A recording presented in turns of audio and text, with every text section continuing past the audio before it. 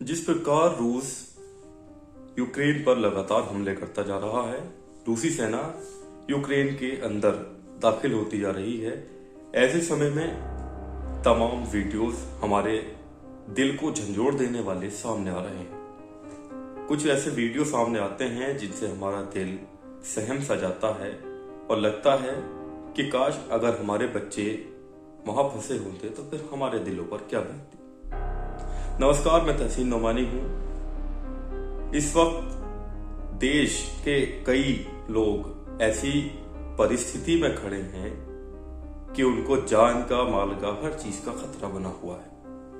लेकिन भारत की सरकार, केंद्र सरकार अपने चुनाव प्रचार में व्यस्त है। ऐसी तस्वीरें हमारे सामने आ रही हैं जो हमारे दिल को झंझोड़ देती है।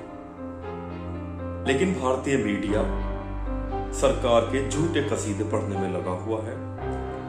अब छात्रों ने अपनी मदद के साथ साथ एक और वीडियो बनाकर वायरल किया है।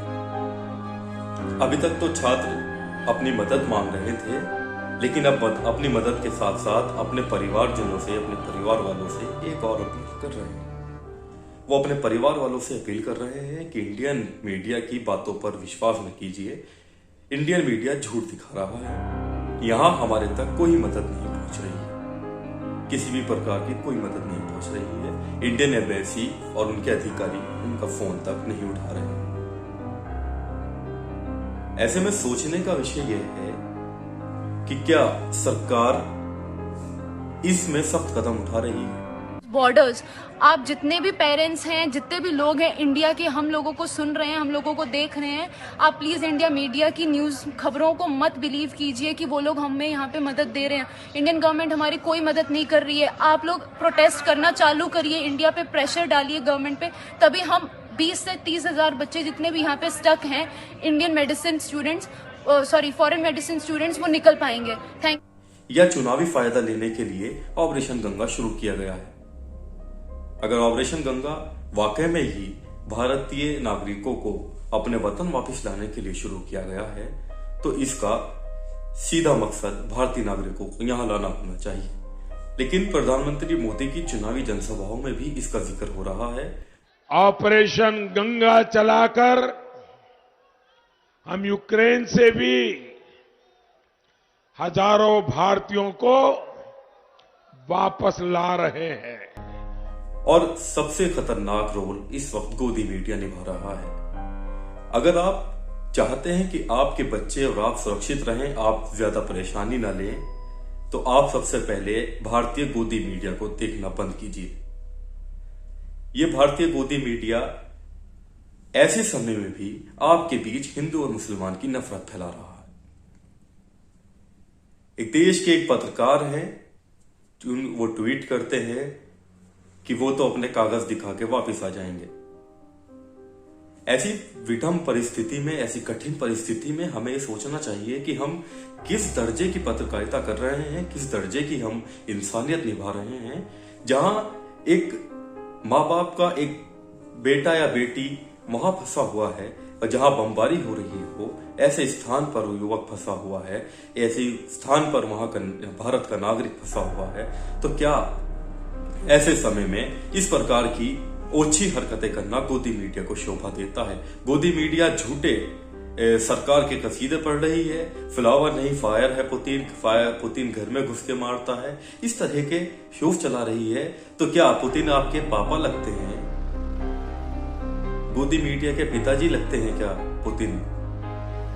आपको सरकार पर प्रेशर बनाना चाहिए था, सरकार से इल्तिजा करनी चाहिए थी, सरकार को बताना चाहिए था कि भारतीय नागरिकों को वहां से निकाला जाए, तुरंत तत्काल प्रभाव से वहां से निकाला जाए। लेकिन आप तो पुतिन को अपना पिता मान बैठे हैं। अपने पुतिन ने जैसे बहुत बढ़िया काम कर दिया हो यूक्रेन पर हमला करके। आपको शर्म आनी चाहिए कि ये जो छात्रों के वीडियो हमारे सामने आ रहे हैं, अभी तक तो हम वीडियो देख रहे हैं, उनको सोचिएगा जो बंकर में छुपे हुए हैं और उनके बराबर में गोले दागे जा रहे हों, गोलियां चल रही हों, तो फिर उन पर क्या बीत रही होगी। काश आप नहीं समझ पाएंगे, क्योंकि आप चाटुकारिता करने में लगे हुए हैं और सरकार उत्तर प्रदेश के विधानसभा चुनाव में व्यस्त है। अगर ऑपरेशन गंगा वाकई ही भारतीय नागरिकों को भारत वापस लाने के लिए शुरू किया गया होगा तो उसका जिक्र चुनाव प्रचार में बिल्कुल नहीं होगा, लेकिन ऐसा नहीं हुआ। हम उम्मीद यही लगा रहे थे कि प्रधानमंत्री मोदी और भाजपा के नेता ये ऑपरेशन गंगा का जिक्र, यूक्रेन से भारत वापस लाए जा रहे नागरिकों का जिक्र अपने इस कार्यक्रम में, इन चुनावी जनसभाओं में जरूर करेंगे। और हुआ भी वही। चुनावी जनसभाओं में यूक्रेन से वापस लाए जा रहे नागरिकों का जिक्र हुआ है। भारत सरकार उन नागरिकों पर कोई एहसान नहीं कर रही है, उन्हीं के टैक्स के पैसों से उनको वापस ला रही है। और भारत सरकार का ये दायित्व है, भारत सरकार का ये फर्ज है, भारत सरकार की जिम्मेदारी है कि वो उन लोगों को अपने वतन वापस लेकर आए। अभी एक वीडियो में एक छात्रा कहती दिख रही है कि हम इंडियन एम्बेसी से संपर्क कर रहे हैं, लेकिन वहां हमारा कोई सुनवाई नहीं हो रही है, वो फोन कट करे दे रहे हैं। इंडियन एम्बेसी में ये इनका नाम दिखा देते हैं आपको, Vikram Kumar. We are calling them and he is continuously rejecting our calls, जबकि हम लोगों ने इनको रोमानियन बॉर्डर की वीडियोस भेजी हैं जहाँ पे लड़कियों को बेरहमी से मारा जा रहा है। और ऐसी परिस्थिति में आप फोन कट करते हैं, ऐसी परिस्थिति में आप अपना नीचपन दिखाते हैं, ये बड़े शर्म की बात है। आपको समझना होगा कि ये भी आपके बच्चे हैं, ये भी हमारे भारतवासी हैं। आप वहाँ बैठने की तनख्वाह लेते हैं, ये वहां पढ़ने के लिए गए हुए हैं। कल को यही उठ करके देश का भविष्य बनेंगे, कल को यही उठ करके देश की सेवा करेंगे। लेकिन शायद इससे किसी को कोई फर्क नहीं पड़ता हो। गोदी मीडिया को अपनी फर्जी टीआरपी की चिंता है, तो प्रधानमंत्री मोदी जी को यूपी चुनाव जीतने की इच्छा है, लेकिन इन इच्छाओं के बीच एक इच्छा का गला दबाया जा रहा है, जो इच्छा है उन छात्रों की अपने वतन वापस आने की।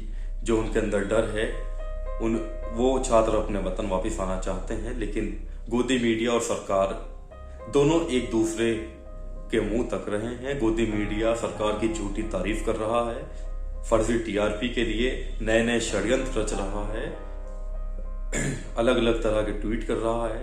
ये ऐसे समय में भी इन लोगों को इतनी शर्मनाक हरकतें कैसे सूझ जाती है, ये एक बड़ा चिंता का विषय है। खैर, अभी मोदी जी चुनाव प्रचार में व्यस्त है। आप जहां हैं, बंकर में हैं, वहीं सुरक्षित रहिए। मोदी जी चुनाव प्रचार से फ्री होंगे तो फिर आपके बारे में कुछ सोचा जाएगा।